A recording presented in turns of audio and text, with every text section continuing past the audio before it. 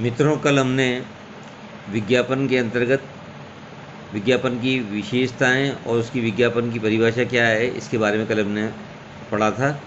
आज हम उससे आगे की बात करेंगे और हम स्पष्ट करेंगे कि विज्ञापन और प्रचार में क्या अंतर है, विज्ञापन क्या है और प्रचार क्या है। इसलिए हम सबसे पहले एक अंतर का आधार, एक कॉलम तैयार करेंगे। अंतर का आधार क्या है, विज्ञापन क्या है एक तरफ लिखेंगे और दूसरी तरफ लिखेंगे प्रचार क्या है, ये लिखेंगे। इसके द्वारा हम समझने का प्रयास करेंगे कि विज्ञापन प्रचार में अंतर क्या है। सबसे पहले अर्थ। विज्ञापन एक निश्चित प्रायोजक द्वारा अवैयक्तिक रूप से विचारों, उत्पादों या सेवाओं को प्रस्तुत करने तथा उनका संवर्धन करने का एक तरीका है, जिसके लिए प्रायोजक द्वारा भुगतान किया जाता है। प्रचार से तात्पर्य किसी उत्पाद, सेवा या विचार के संबंध में किसी महत्वपूर्ण सूचना का अवैयक्तिक रूप से निःशुल्क प्रसारण या प्रकाशन है। यानी कहने का मतलब ये है कि दोनों ही अवैयक्तिक रूप से किए जाते हैं, लेकिन एक के अंदर भुगतान किया जाता है और एक निःशुल्क किया जाता है। प्रचार हमेशा निःशुल्क किया जाता है और विज्ञापन के लिए विज्ञापन करने वाले को या विज्ञापनदाता को भुगतान करना पड़ता है। ये खास बात होती है। इसके बाद है प्रायोजक। विज्ञापन का एक निश्चित प्रायोजक होता है। प्रत्येक विज्ञापन जो है उसका एक निश्चित प्रायोजक होता है। प्रचार का कोई निश्चित प्रायोजक नहीं होता। यानी कहने का मतलब है कि विज्ञापन का तो एक प्रायोजक होना निश्चित है, यानी विज्ञापन देने वाले का नाम, पता बिल्कुल स्पष्ट होगा। और प्रचार में ऐसी बात नहीं होती। प्रचार किसी की तरफ से भी किया जा सकता है, उसका कोई प्रायोजक नहीं होता, कोई निश्चित विज्ञापक नहीं होता। इसके बाद है भुगतान। विज्ञापन के लिए प्रायोजक को भुगतान करना पड़ता है, क्योंकि प्रचार के लिए संबंधित संस्था को प्राय कोई प्रत्यक्ष भुगतान नहीं करना पड़ता, किंतु कभी कभी संबंधित संस्था के अप्रत्यक्ष रूप से भुगतान करना पड़ता है। यानी विज्ञापन जो है वो फ्री सर्विस नहीं है, जबकि प्रचार एक फ्री सर्विस है। प्रचार के अंदर किसी प्रकार का कोई भुगतान नहीं करना पड़ता और विज्ञापन के लिए भुगतान करना आवश्यक होता है। ये खास बात है।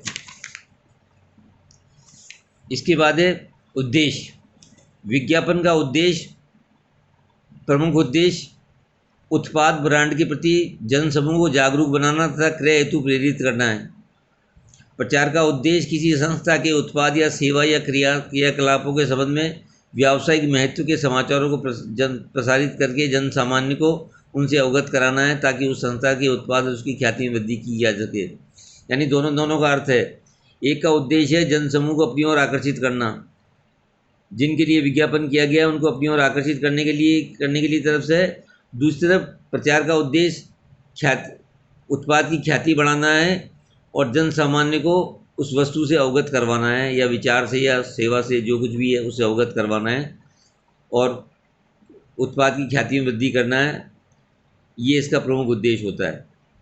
इसके बाद है प्रकृति। विज्ञापन तटस्थ तथा पक्षपात रहित नहीं होता। ये प्रायोजक के पक्ष को ही प्रस्तुत करता है। प्रचार सामान्यतः तटस्थ एवं समालोचनात्मक होता है। इसमें प्राय उत्पाद या सेवा के गुण एवं दोषों दोनों का समावेश होता है।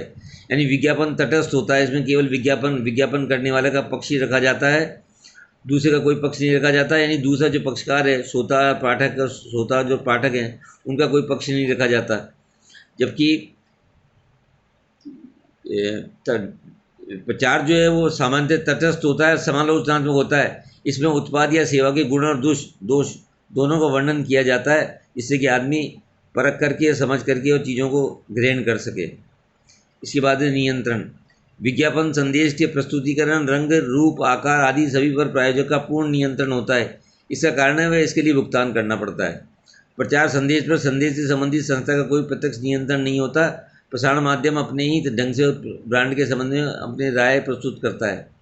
यानी विज्ञापन एक ऐसी वस्तु है जिसके ऊपर आपका पूर्ण नियंत्रण है। उसके रंग कैसा होगा, डिजाइन कैसा होगा, रूप कैसा होगा, आकार क्या होगा, प्रकार क्या होगा, क्योंकि उसका कारण है कि उस पर उसका नियंत्रण होने का कारण है कि उसका भुगतान करता है। और प्रचार बिल्कुल निःशुल्क किया जाता है, इसलिए निःशुल्क की जाने वाली सामग्री पर प्रचार करता है कोई नियंत्रण या कोई हस्तक्षेप नहीं होता। इसके बाद है जनता का विश्वास। विज्ञापन के प्रति जनता का पूर्ण विश्वास नहीं होता। जनता विज्ञापन को संदेहपूर्ण दृष्टि से देखती है। विज्ञापन की तुलना में प्रचार के प्रति जनता का अपेक्षाकृत अधिक विश्वास होता है। देखिए, विज्ञापन के बारे में ये कहा जाता है कि विज्ञापन पर ज़्यादा लोग विश्वास नहीं करते। लोग समझते हैं झूठी सच्ची बातें हैं, मनगढ़ंत बातें हैं। अब जैसे फेयर एंड लवली के बारे में कहा जाता है 2 मिनट में गोरा हो जाएंगे कोई आदमी, अब 2 मिनट में कोई गोरा हो सकता है क्या? तो इस प्रकार के विज्ञापन के संदेशों के बारे में लोगों के दिमाग में भ्रम होता है। वो सोचते हैं ये ज़्यादा की ज़्यादा बेकार की बातें हैं, इनका कोई वास्तविक लेना देना नहीं है। विज्ञापन की तुलना में प्रचार पर लोगों का महत्व अपेक्षाकृत ज़्यादा विश्वास होता है। वो समझते हैं विज्ञापन जो है वो, विज्ञापन से तो प्रचार ठीक ही है, प्रचार किया जा रहा है तो इसका मतलब है कि बात में कुछ सच्चाई है, कुछ दम है। इसके बाद है प्रतिक्रिया की आशा। विज्ञापन दाता विज्ञापन के प्रति जनता की एक विशेष प्रतिक्रिया की आशा रखता है। प्रसारणकर्ता स्वयं जनता से उत्पाद या सेवा के प्रति प्रतिक्रिया की अपेक्षा नहीं करता, वह केवल अपने प्रचार माध्यम से ख्याति के निर्माण में आशा रखता है। यानी विज्ञापन करने वाला जो है वो हमेशा जनता से उम्मीद करता है कि उसके प्रति उसने जो विज्ञापन किया है उसके प्रति लोगों की प्रतिक्रिया क्या है वो उसको सामने आए। वो प्रतिक्रिया किसी भी रूप में दे सकते हैं, नकारात्मक या सकारात्मक, लेकिन प्रतिक्रिया आनी चाहिए। प्रसारण के अंतर्गत उत्पाद या सेवा के प्रति प्रतिक्रिया की कोई अपेक्षा नहीं रखी जाती। हाँ, केवल प्रचार माध्यम की ख्याति के निर्माण की आशा अवश्य रखता है कि ख्याति के जो हमने प्रचार किया है उसकी ख्याति कैसी है, इस पर उसका ध्यान ज़्यादा होता है। इसके बाद है प्रारूप एवं स्थान। विज्ञापन विशेष प्रारूप के अंदर तथा संचार माध्यम में विशेष स्थान पर समय पर दिया जाता है। उदाहरणतः वर्गीकृत विज्ञापन खंड में ही दिए जाएंगे तथा सजावटी विज्ञापन प्रायोजक द्वारा निर्धारित दिए गए स्थान पर ही दिए जाएंगे। टीवी, रेडियो आदि में व्यावसायिक अंतराल में कम्युनिकेशन के दौरान विज्ञापन दिया जाता है। प्रचार संदेश का प्रसारण प्राय सूचनाओं, संपादकीय लेख, व्यंग्य लेख, नाटक, फीचर लेख आदि के माध्यम से किया जाता है। यानी कहने का आशय ये है कि विज्ञापन को करने का एक स्थान निश्चित होता है। या तो जैसे वर्गीकृत विज्ञापन है तो जो वर्गीकृत विज्ञापन का खंड है उसके अंतर्गत ही किया जाएगा, और कोई बड़ा विज्ञापन है तो फिर बड़ी जगह ढूंढी जाएगी अखबार या टीवी के अंतर्गत जहां उसका विज्ञापन किया जा सके। जबकि प्रचार और संदेश का प्रकाशन जो है वो सूचनाओं के माध्यम से, संपादकीय लेख के माध्यम से, फीचर के माध्यम से, कोई नाटकीय माध्यम से किया जा सकता है या व्यंग्य लेख के माध्यम से भी किया जा सकता है। प्रचार करने के कई तरीके हो सकते हैं। इसके बाद है पुनरावृत्ति। विज्ञापन की पुनरावृत्ति संभव है। प्रायोजक जितनी बार चाहे उतनी बार विज्ञापन का प्रकाशित या प्रसारित करा सकता है। प्रचार संदेश का प्रकाशन प्राय एक ही बार किया जाता है, इसकी पुनरावृत्ति संभव नहीं है।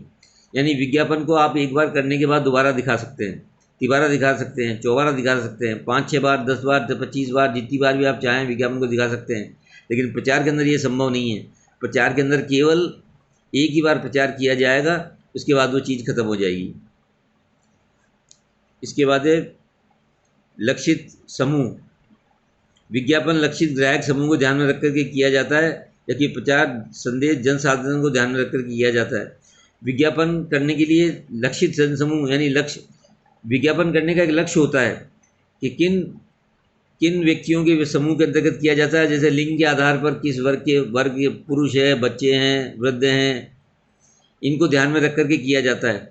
विज्ञापन किसी लक्ष्य यानी कि कोई लक्ष्य लेकर के चला जाता है और लक्षित जनसमूह को ध्यान में रख करके विज्ञापन किया जाता है। जबकि प्रचार जो है वो जनसाधारण को ध्यान में रख करके सामान्य जनता के संदर्भ में किया जा सकता है प्रचार। ये खास बात होती है प्रचार की। इसके बाद है असफलता का प्रभाव। विज्ञापन के असफल होने पर विज्ञापन को हानि होती है। प्रचार संदेश असफल होने पर प्रसारक को कोई हानि नहीं होती। देखिए, विज्ञापन पेड फैसिलिटी है।